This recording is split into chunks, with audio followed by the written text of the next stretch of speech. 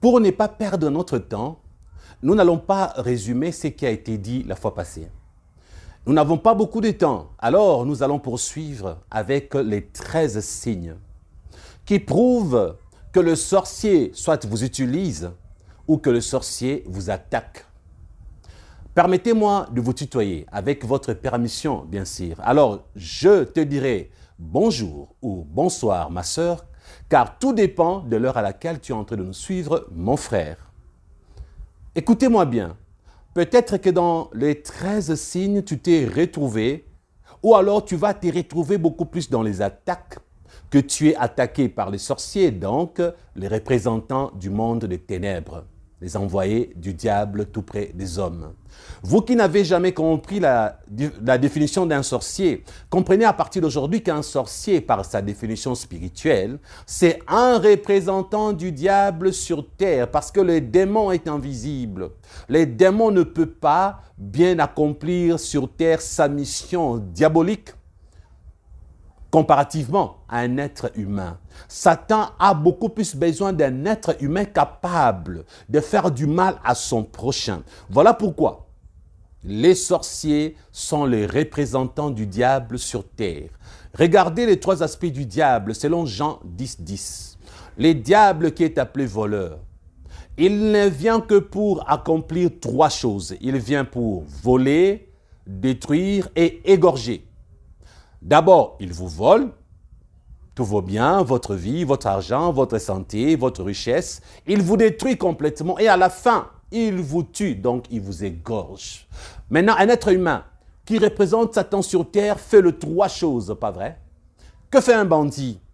Que fait un meurtrier? Il vient chez vous à la maison, il vole votre argent, il vous vole vos biens. Ensuite, toute votre vie est détruite et parfois, avant de quitter chez vous, il vous tue. Il vous assassine, n'est-ce pas? Avez-vous compris? Et ce n'est pas fini. Les sorciers, représentants du diable sur terre, toute leur vie, ils ne font que faire du mal aux gens. Vous qui pensez que les sorciers ne sont là que pour tuer, vous vous trompez. Selon les 3 missions, Satan a catégorisé les sorciers en 3 groupes. Il y a un groupe de sorciers qui n'ont que pour mission de voler. Un autre groupe, la mission est donnée de détruire. Et enfin un autre, la mission est donnée de détruire, de tuer. Là, c'est le 3 groupes du niveau le plus bas dans la magie noire. Maintenant, le groupe premium chez Satan, c'est ceux qui sont au-dessus de sorciers, qu'on appelle vraiment satanistes dans la haute magie, la magie noire. La haute sorcellerie. Parce que dans l'ensemble, un sorcier, c'est aussi un sataniste. Mais dans les termes du diable, un vrai sataniste est plus qu'un sorcier. C'est là où on vous dit que dans la sorcellerie élevée, dans la haute sorcellerie, il y a des sorciers qui peuvent faire le 3 à la fois. Parce que regardez, les sorciers du niveau bas ne peuvent tuer que les gens de sa famille. Mais les sorciers du niveau très élevé peut tuer même tous ceux qui ne sont pas de sa famille, s'ils n'ont pas Jésus. Alors, vous les Africains qui pensez que non, il n'est pas de ma famille, il ne peut pas me manger, il ne peut pas me tuer, vous vous trompez. Il y en a qui parlent comme ça. Désormais, dans la magie africaine, il y a un mélange. On y a introduit la haute magie indienne, la magika, j'en ai déjà parlé, n'est-ce pas? En 2017, la magie indienne dans la sorcellerie africaine. Lorsque les sorciers africains sont partis en Inde pour prendre une forte magie ajouté à la leur. Cela a permis aux sorciers africains de quitter le niveau bas de la magie, d'avoir le niveau très élevé. C'est ainsi qu'aujourd'hui, les sorciers sont devenus puissants. Un sorcier africain du rang élevé peut tuer même quelqu'un qui n'est pas de sa famille s'il n'a pas Jésus. Donc, dans la hiérarchie que je vous donne, c'est une hiérarchie progressive. Pour que vous compreniez mieux, je vous ai dit que dans le premier niveau, les sorciers sont le représentant de Satan sur terre. Là, c'est un peu le niveau pas très élevé. Leur but, c'est d'accomplir les 3 offices du diable, d'accomplir les 3 modes opératoires de Satan. Appelez ça comme vous voulez, frères et sœurs. Ils doivent vous voler, vous détruire et vous tuer. Mais ce n'est pas un sorcier seul qui reçoit la mission d'accomplir ces 3 éléments. Alors, il y a des catégories. On choisit ceux qui vont vous voler des choses, ceux qui vont vous détruire et ceux qui vont vous tuer. Maintenant, au niveau très élevé, il y en a maintenant ceux qui ont la capacité de faire le 3. Ils viennent dans votre vie pour voler, détruire et vous égorger comme Satan le fait. Eux, ils sont tout proches du diable. Ils sont secrétaires du diable, tout ce que vous voulez. Ils ont beaucoup de titres. Ils exercent leur mission satanique comme étant des démons. Ils sont apparentés aux démons sans être forcément les démons d'origine. Parce que vous qui n'avez jamais compris, un être humain peut devenir également un démon. Vous comprenez? Pourquoi? Parce que Dieu n'a jamais créé un démon. Dieu avait créé les esprits qu'on appelait les anges, les créatures célestes, ainsi que les esprits qu'on appelle les hommes. Maintenant, les esprits qu'on appelle démons, Dieu ne les avait jamais créés. Donc, démon est le terme utilisé pour un esprit qui devient déchu, que Dieu a rejeté. Mais le plus approprié, la vraie définition du démon, c'est un esprit au service de Satan. Ça, c'est la définition la plus simple à comprendre. Et démon, tout esprit ayant fait un pacte avec Satan pour le servir volontairement.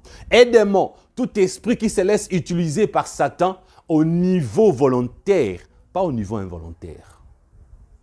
C'est pourquoi Jésus a appelé un jour Judas, il l'a appelé démon. Parce que Judas, volontairement, avait accepté d'être un instrument du diable pour vendre Jésus. Donc, vous voyez, Judas a été appelé démon par Jésus. Maintenant, les êtres humains qui sont entrés en contact avec Satan, qui ont vendu leurs âmes à Satan, maintenant Satan leur a donné le pouvoir au niveau de leur esprit. Ils sont devenus démons. En devenant démons, ils peuvent venir vous nuire chez vous comme étant des vrais démons d'origine provenant du diable. C'est là où je vous dirais, frères et sœurs, vous qui ne l'avez jamais su, sachez-le à partir d'aujourd'hui, que les esprits humains existent.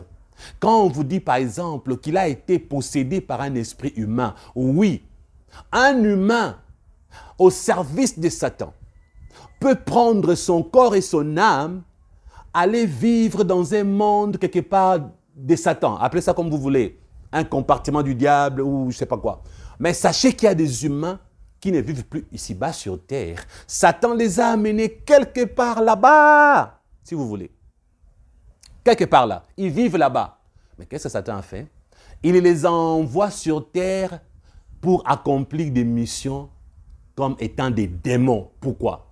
Parce qu'eux peuvent mieux faire que le démon, parce qu'ils connaissent bien l'homme, ce sont des hommes. Donc un sataniste peut rester dans ces mondes-là et son esprit revient sur terre envoyé par Satan comme un démon pour posséder même quelqu'un. Son esprit peut même aller entrer dans votre tante, dans votre enfant, dans votre cousine et être chassé comme un démon. Un exemple, il y a de ces humains satanistes qui ont simulé leur mort. Ils ont fait semblant de mourir ici-bas sur terre. Vous les avez vraiment vus mourir. Vous les avez vraiment enterrés. Mais c'était une fausse mort. Ils ne sont jamais morts. Ils ont voulu que vous pensiez qu'ils étaient morts pour qu'eux continuent à exercer la mission satanique sur terre comme des esprits qu'on appelle démons.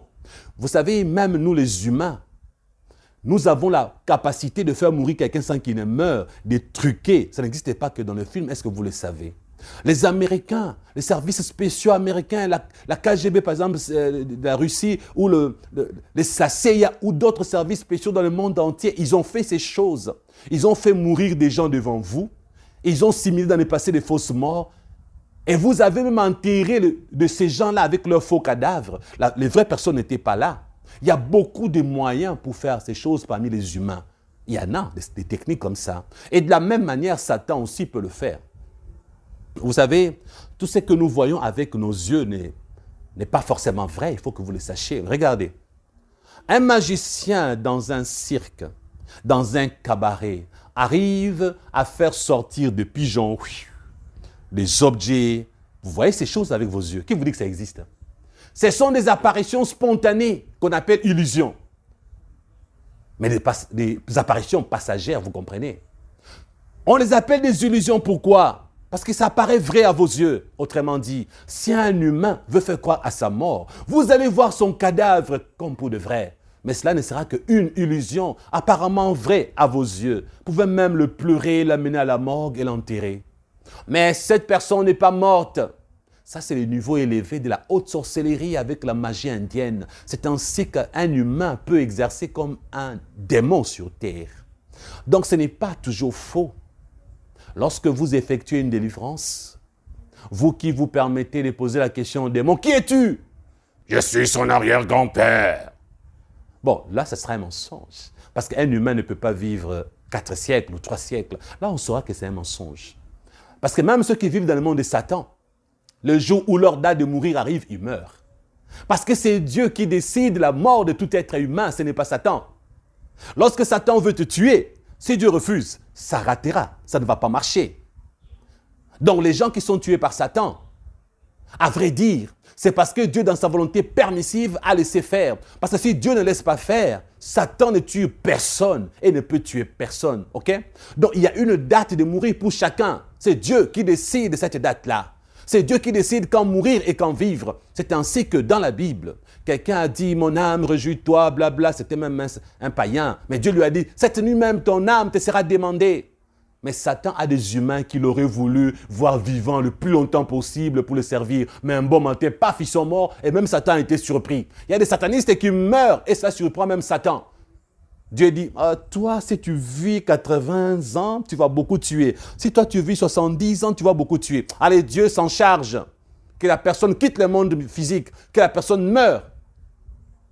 Donc, si aujourd'hui, un humain au service du diable est quelque part dans son monde et que la date de sa mort arrive, la personne va mourir là-bas, son âme va directement dans le séjour de mort. Donc, ce n'est pas Satan qui décide où vous allez après votre mort. C'est Dieu qui le décide automatiquement par rapport à votre vie.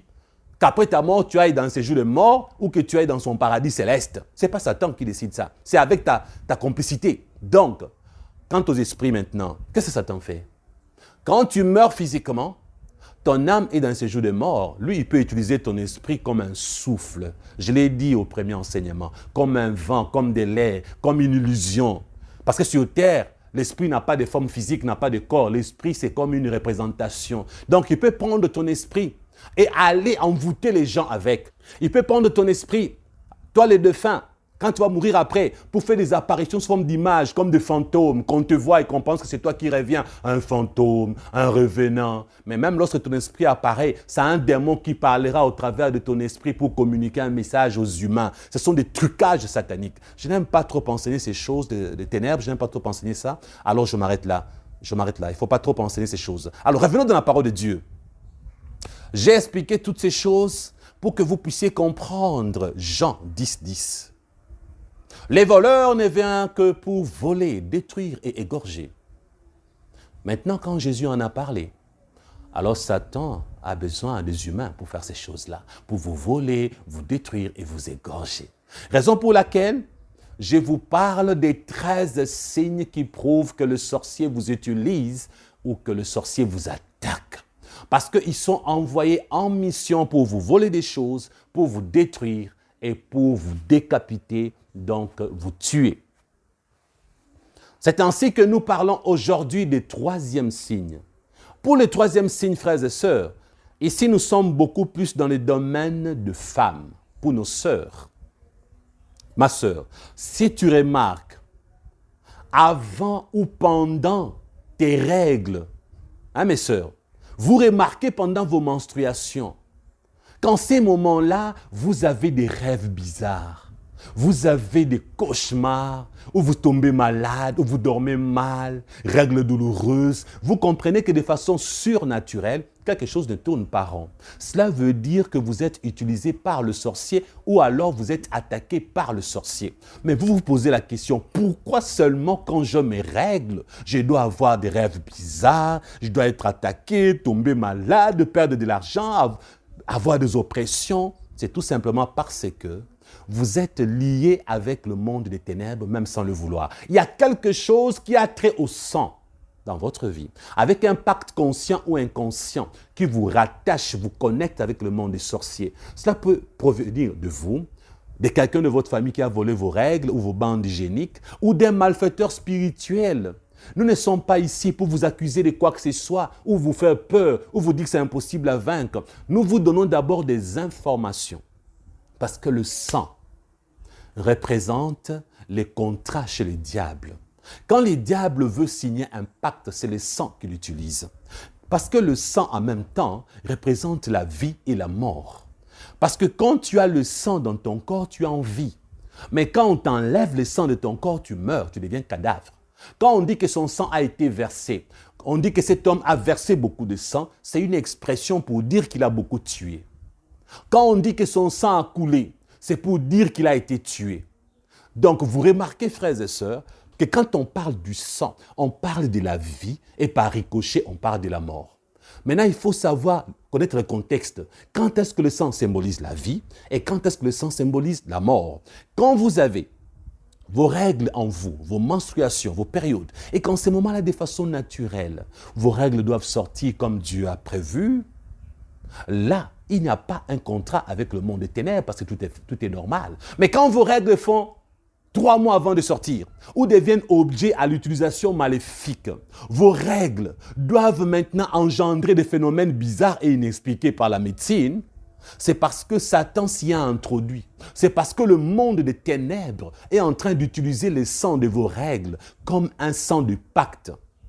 C'est pourquoi la médecine ne vous donne pas la solution. Et quand vous réglez, vous remarquez qu'il y a des activités intenses, diaboliques et sataniques dans votre corps ou dans votre existence. C'est pourquoi quand vous avez vos règles, ça bouge de partout. Vous vous posez la question, mais pourquoi? Qu'est-ce qui se passe? Vous avez la réponse aujourd'hui.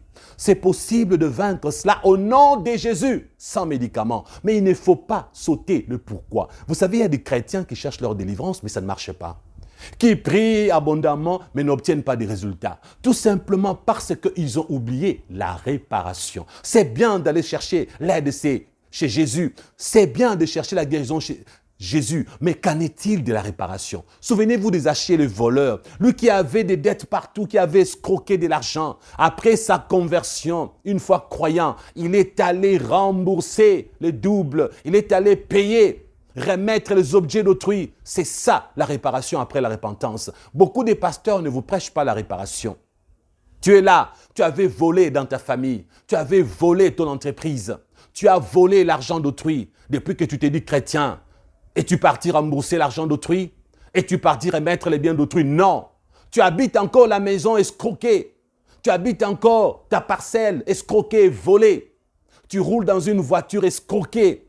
Et là, tu t'es dit chrétien et chrétienne. Et ensuite, tu cherches une délivrance. La délivrance ne te sera pas octroyée parce que tu t'es repenti, vrai, mais il n'y a pas eu réparation. Zaché s'est repenti et a corrigé par la réparation. Beaucoup de pasteurs ne vous prêchent pas la réparation. Moi, aujourd'hui, je vous annonce pourquoi, des fois, Satan vous résiste. Il vous résiste parce qu'il y a ce qu'on appelle les réclamations spirituelles. Vous avez encore des choses qui appartiennent au diable. Le péché appartient à Satan. L'escroquerie appartient à Satan. Allez rembourser l'argent volé. Allez restituer la maison volée. Réparez vos péchés et vous obtiendrez vos délivrances. Alors frères, sœurs, si ta femme se retrouve là-dedans, aide-la à réparer dans sa vie. Regardez bien dans votre vie, maman. Vous qui avez encore la possibilité d'être attaqué par Satan nuit et jour, matin, midi, soir, par les 13 signes que je donne. Peu importe le signe qui se manifeste dans votre vie.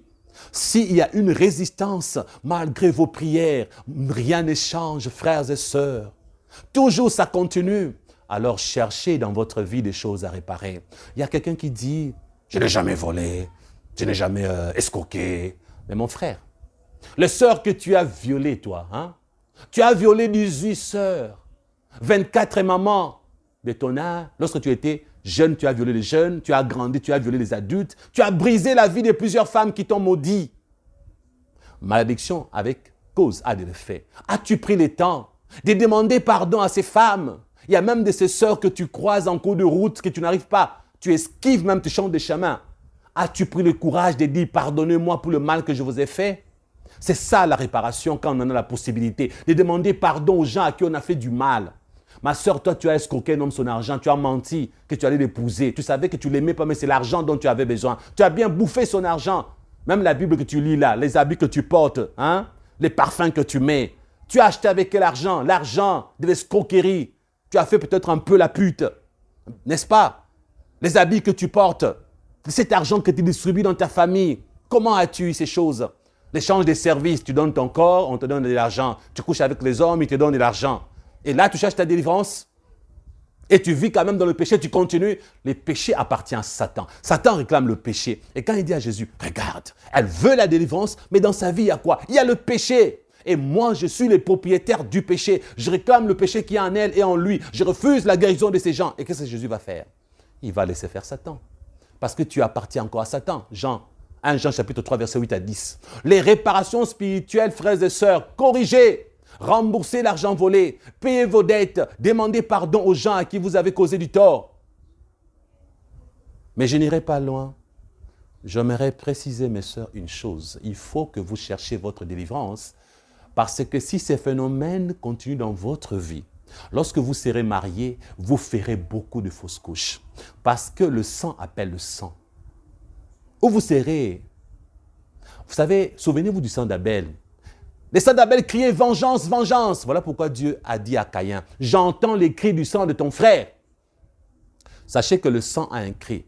Donc, puisque le sang versé symbolise la mort, lorsque les démons, les sorciers utilisent vos règles, ils le font dans le but de verser le sang dans votre vie. Et qu'est-ce qu'ils vont faire?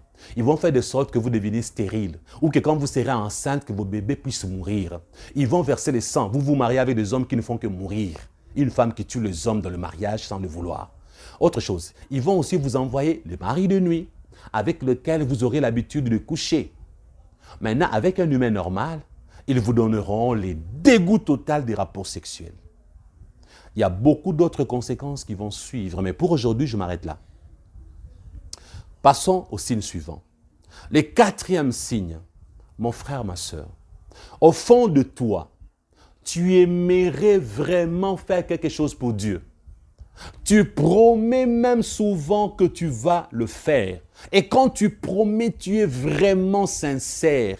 Tu es totalement sincère et Dieu connaît ta sincérité. Satan aussi le sait. Et Dieu sait que tu tiens mordicus à faire ce que tu as promis. Même toi-même, tu es convaincu que tu vas le faire. Oui, je veux le faire demain. Je promets à mon Dieu que demain, je vais gêner. Demain, je vais aider les pauvres. Demain, je vais faire ça pour Dieu. Tu es sincère, plus que sincère. D'ailleurs, malgré ta sincérité, la chose que tu promets là, tu ne la réalises jamais. Tu ne la fais jamais. C'est ça même qui te pousse de vivre permanentement dans la procrastination.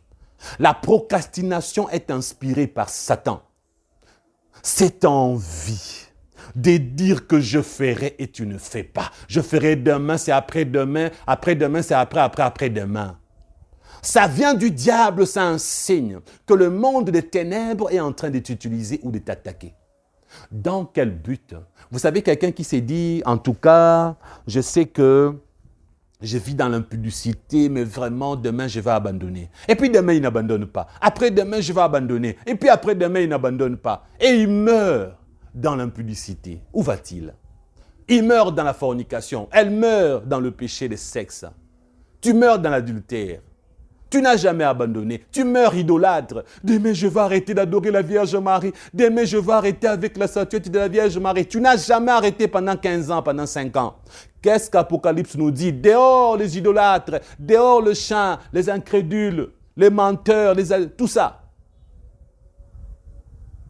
Vous voyez? Toi qui mens beaucoup, tu mens comme tu respires. Je sens que j'ai vraiment envie d'arrêter de mentir. Mais jamais tu n'as arrêté.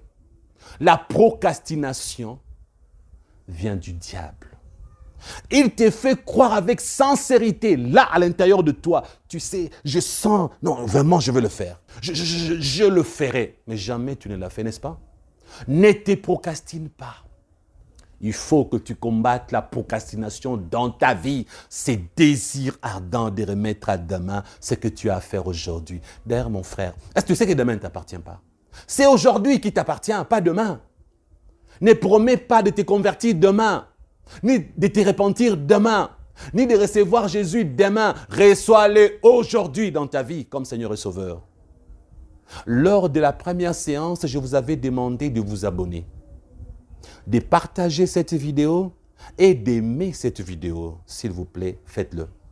Aidez-nous à évangéliser, à enseigner. Beaucoup de gens doivent entendre ces enseignements, frères et sœurs. Alors, si vous aimez cette vidéo, plus vous aimez une vidéo, YouTube va proposer à plusieurs personnes, frères et sœurs, parce que vous avez beaucoup aimé. Moins vous aimez une vidéo, moins YouTube proposera cette vidéo aux autres. Et si vous vous abonnez, cela va vous permettre, en cliquant sur la cloche, toutes les vidéos, de recevoir les notifications pour nos prochaines publications. Mais faites encore mieux. Partagez cette vidéo sur WhatsApp, Facebook pour sauver des vies, s'il vous plaît. Le cinquième signe, mon frère, ma soeur, c'est lorsque tu fais exagérément de rêves répétitifs. Tu rêves le même rêve. Ces rêves-là reviennent souvent. Je me demande si je dois vraiment expliquer ici parce que j'en ai déjà parlé dans une autre vidéo. Alors, de façon brève, je vais vous expliquer.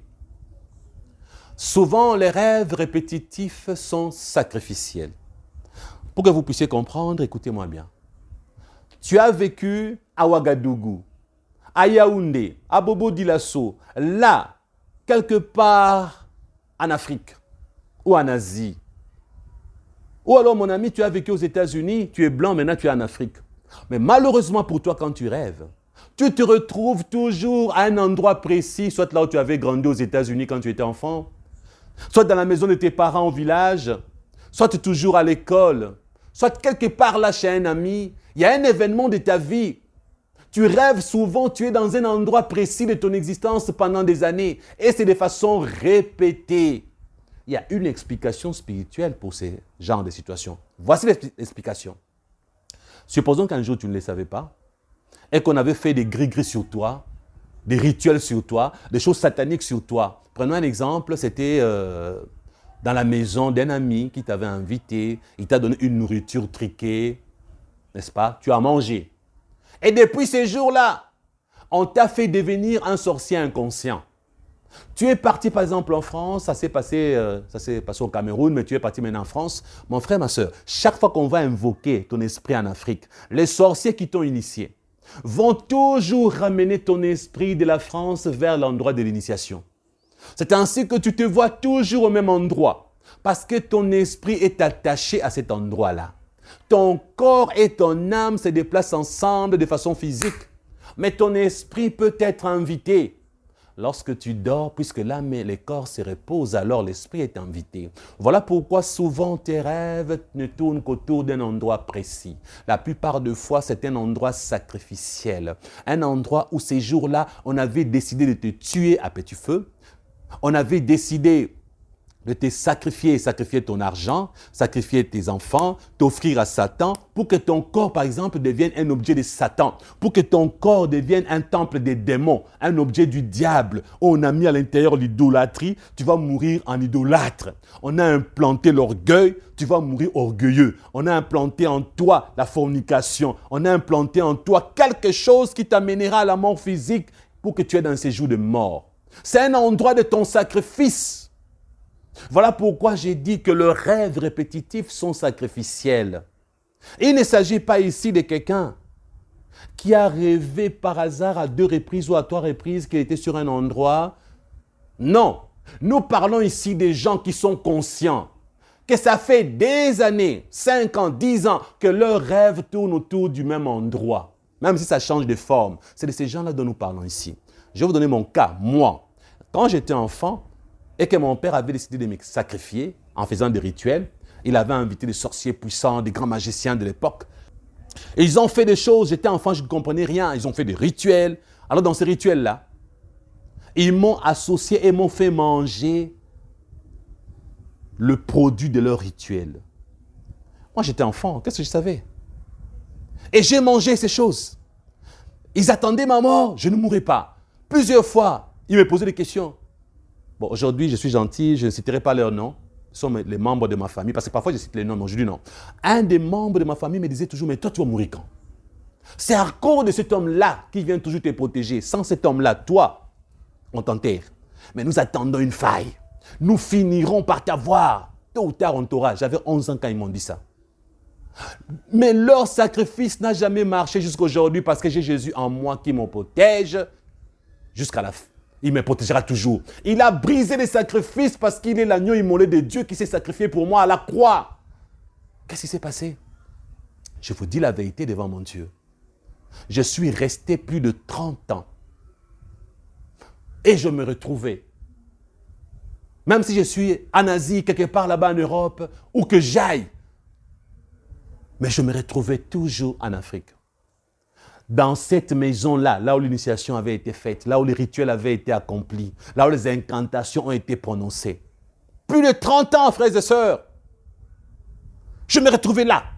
Les rêves changeaient de forme, ça tournait toujours autour de là, de cet endroit-là. Plus de 30 ans après, frères et sœurs. Lorsque j'ai eu la révélation contre ces choses, j'ai prié au nom de Jésus. J'ai pris autorité. J'ai tout annulé au nom de Jésus. J'ai déclaré la victoire au nom de Jésus. Et que Jésus avait pris ma place à la croix. Et que c'est Jésus, ces jours-là, qui a été sacrifié et non moi. Voilà comment tu peux prier. Vous, le monde des ténèbres, vous, le sorcier, vous m'avez sacrifié, soit mes biens, quelque chose qui m'appartient. Peu importe ce que vous avez sacrifié à moi dans vos rituels. Je vous présente aujourd'hui l'agneau immolé de Dieu qui ôte les péchés du monde. Cet agneau immolé de Dieu qui a pris ma place à la croix de Golgotha. C'est cet agneau-là que vous avez sacrifié. C'est cet agneau-là que vous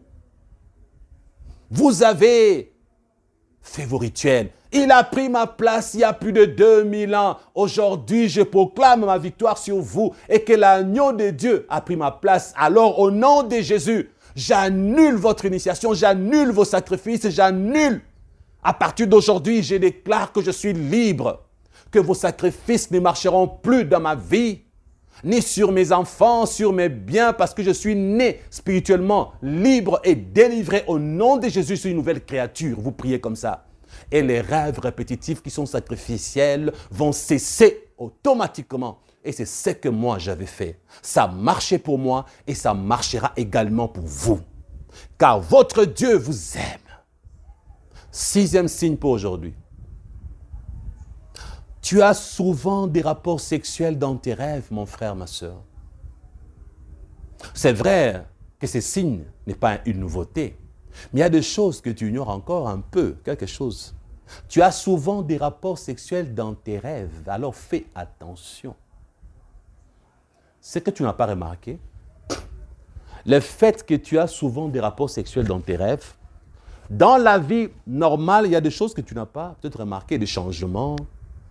Toi qui, durant des années, tu te retrouves en train de faire des rapports sexuels la nuit, tu vas constater dans ta vie de tous les jours des bouleversements, des choses étranges qui tourneront autour de tes parties intimes, qui tourneront autour de ta vie sentimentale, de tes relations avec les hommes ou avec les femmes. Je vais par exemple énumérer 3 éléments qui arrivent souvent. Mon frère, toi qui as souvent des rapports sexuels la nuit, ma sœur, toi qui t'es fait sauter souvent la nuit, tu te sentiras attiré souvent sexuellement par une autre femme, par un autre homme que ton mari si tu es marié, messieurs. Mon frère, tu te sentiras souvent attiré sexuellement par une autre femme que ta femme si tu es marié. Cela vient du monde des ténèbres, du fait que ton corps aujourd'hui est devenu un objet sexuel pour le monde des ténèbres. On te donne des satisfactions la nuit dans tes rêves. Alors la journée, une jalousie est née. La jalousie que Satan a de se dire tu lui appartiens, ton corps lui appartient. Cette jalousie que Satan a dit que tes organes sexuels lui appartiennent. Ce que tu dois faire avec tes organes sexuels, tu dois pécher avec. Il va faire de sorte que les démons te donnent envie de coucher avec d'autres femmes que ta femme, de coucher avec un autre homme que tes hommes. Même l'infidélité peut provenir de là. C'est là où beaucoup de gens n'ont jamais fait attention. Les phénomènes mari et femme de nuit peuvent provoquer également ces genres de choses. La liste est longue. Si tu es célibataire, patiente, marie-toi. Mais tu verras que dans le mariage, quand tu seras marié, tu ne vas pas comprendre que tu as des envies bizarres de coucher avec d'autres femmes, alors que ta femme est belle et est prête tout le jour à t'offrir son corps. Mon frère, ça peut t'arriver souvent. Ma soeur, ça peut t'arriver de coucher avec d'autres hommes alors que tu t'es marié vierge, tu ne connaissais pas les hommes. Et tu t'es dit, mais pourquoi ça m'arrive? J'étais vierge, mais dans tes rêves, tu couchais avec les hommes. Et cela s'est fait que maintenant que tu es marié, dans leur jalousie, ils veulent te pousser à pécher. Alors ils vont t'envoyer dans les bras des autres hommes.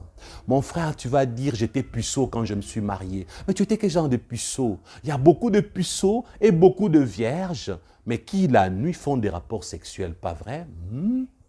Et ils oublient qu'il y aura des conséquences une fois marié. Vous voyez ça? Et si tu n'es pas marié, tu es célibataire. Ces esprits nocturnes te pousseront peut-être à te prostituer sans argent. Vous savez qu'il y a des prostituées qui le font sans argent. Une fille, par exemple, qui a toujours envie de coucher avec les garçons. Sur leur avenue, une avenue seulement de 50 mètres, la fille se retrouve à voir coucher avec tous les garçons de l'avenue et leur papa. Sans argent, gratuitement, rien que pour l'envie. Vous voyez ça? C'est pas normal, n'est-ce pas? Je vous ordonne, mes frères, commencez à compter le nombre de femmes avec lesquelles vous avez couché.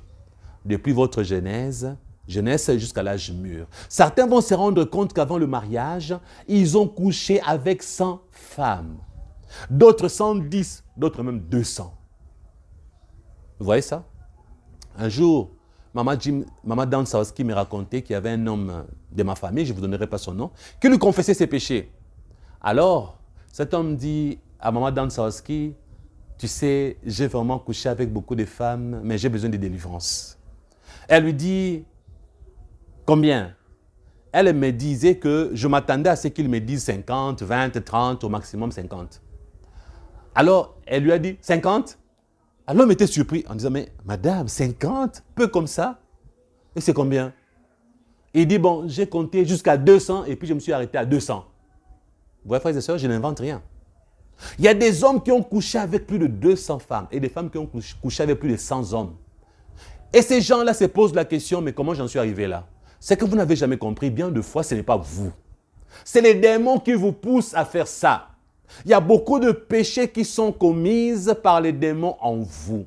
Il y a beaucoup de gens possédés qui font de péchés immondes, ignobles, inspirés par les démons. Les désirs sexuels qui montent en vous de façon exagérée, insufflés par les démons. Jésus vous aime, frères et sœurs. Venez acquérir votre délivrance au nom de Jésus. Nettoyez votre vie. Répentez-vous et Jésus va vous délivrer gratuitement. Maintenant, à cause de mari de nuit et femme de nuit, ce sont des sorciers qui t'attaquent quand tu es chrétien. Ils t'envoient des femmes jolies dans tes rêves pour que tu couches avec. Et si tu acceptes de le faire, tu ouvres de brèches. Ils vont t'attaquer. C'est un signe que tu es attaqué par le sorcier envoyé du diable sur terre. Comme je vous ai expliqué, ils sont envoyés du diable sur terre pour accomplir la mission de Satan. Satan les envoie pour accomplir les 3 choses dont je vous ai parlé. Vous voler des choses, vous détruire et ensuite vous tuer.